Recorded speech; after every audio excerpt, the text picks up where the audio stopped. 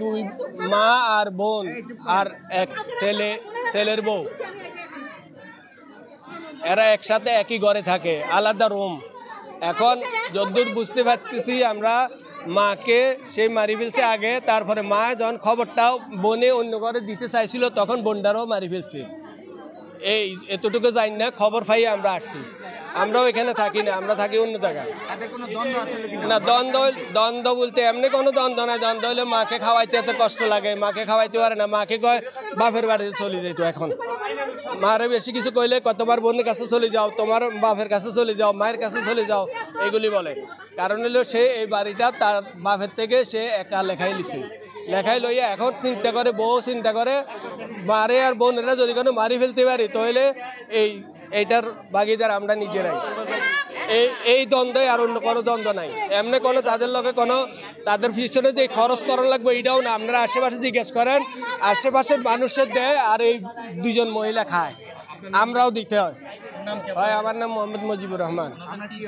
আমার শাশুড়ি আর শালি যারা মারা গেছে এরা আমার শাশুড়ি আর শালি।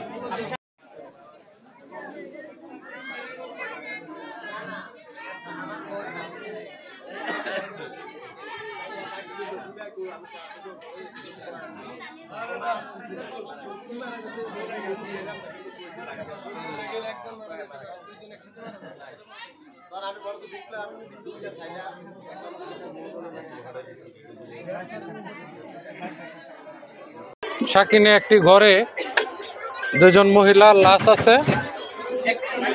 এই সংবাদের পরিপ্রেক্ষিতে আমরা আসার পরে আমরা প্রথমে লাশ দেখি, দেখার পর আমরা সিআইডিকে খবর দেই। সিআইডির ক্রাইম সিন ইউনিট এখানে আসার পর তারা প্রয়োজনীয় আলামত সংগ্রহ করে।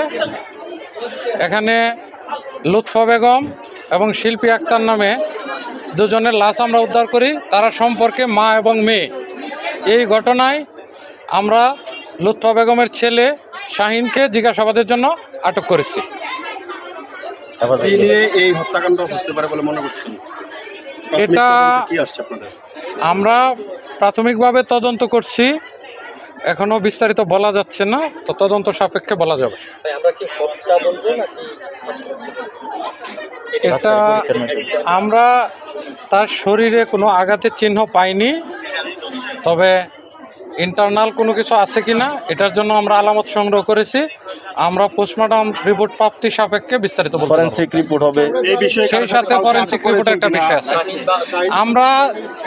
আমরা শাহিন এবং শাহিনের স্ত্রীকে জিজ্ঞাসাবাদের জন্য আমাদের হেফাজতে নিয়েছি।